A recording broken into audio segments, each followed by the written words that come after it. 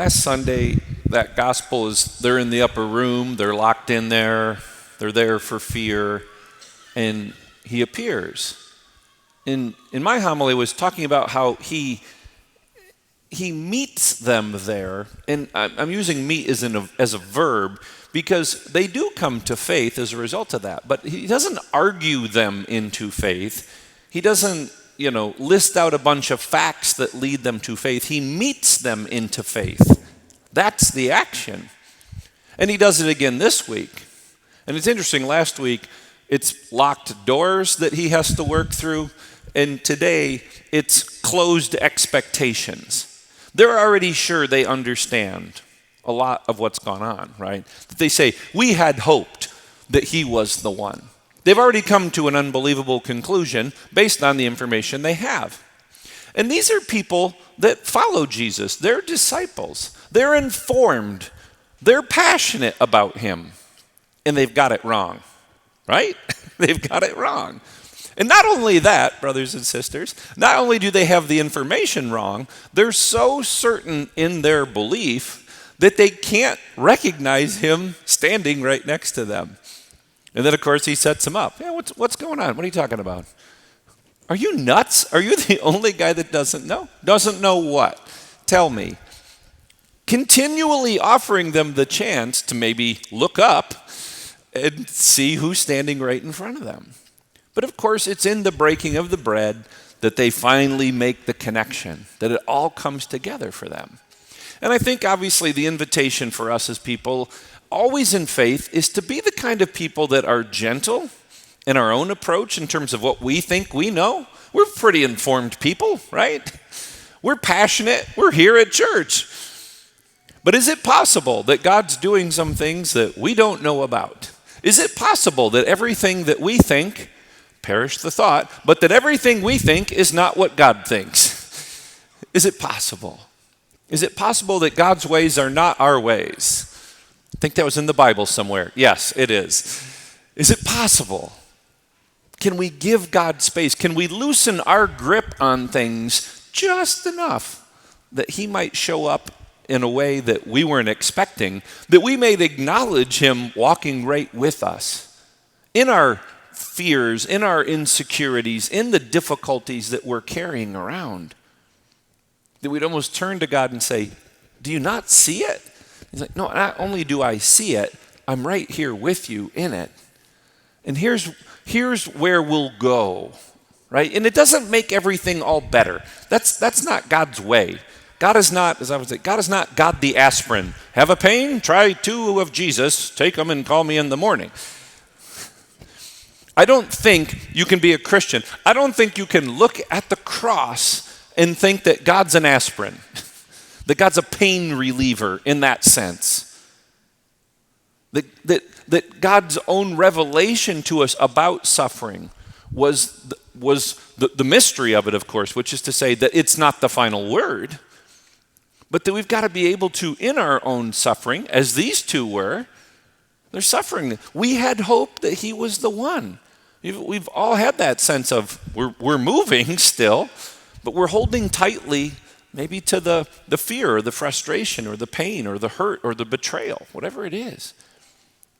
And there's Jesus saying, can you let go of that certainty and give me a space to work in your life? And that's what we're here for, right? Every Mass is Emmaus. It's an opportunity for us to be on the journey with all of our baggage and to, in the breaking of the bread moment of this liturgy, let Jesus reveal himself to us. Let him give himself to us so that the same Jesus that's with us here is the same Jesus that's with us out there, walking with us, journeying with us to lead us to a space and a place of abundance, of life, of light, all the things that we heard in the first 2 readings, all the things we sang in the psalm, the things that will be ours. And so the invitation then becomes maybe just that prayer. Lord, if you're in this moment, and you are, help me to recognize you in this moment. Lord, just help me to recognize you. Help me to see that the bread is breaking always. It's always an opportunity and invitation, every moment. And to take all the things that we do know from our experience, the wisdom of our life lived in Christ, and say, but can he be revealing to me a new way today in this particular situation? It's been my life experience more often than not that God's ways are much better than Geoff's. Okay, always. They're always better. No matter how much I'm sure mine's pretty good. I want to let God be God and let me be, right, let the Creator be the Creator and let the created share that, reflect that, be an instrument of that, all the ways that are uniquely mine, but always acknowledging, indeed, I'm sharing, reflecting, and letting the breath of God play through the instrument. There's the invitation.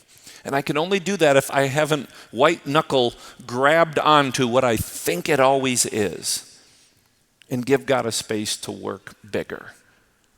Gently laid at the feet of all of us. Just as he made to look like he was going to continue on, there's something in their heart that said, there's a practical reality which said, don't travel at night, always a very dangerous thing, which they then do themselves, right, at the end of the story. But there was something in their heart that said, don't leave us.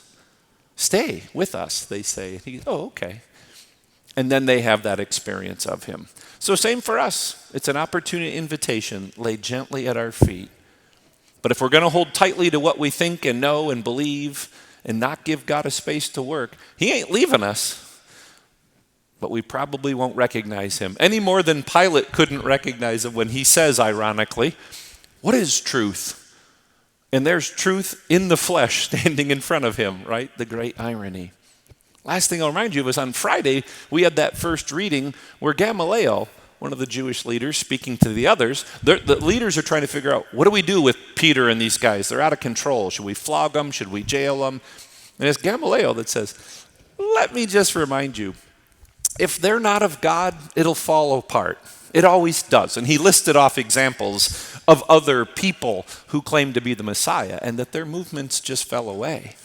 He said, but if this is of God, you're going to find yourself fighting God. And I bet that's not what you want.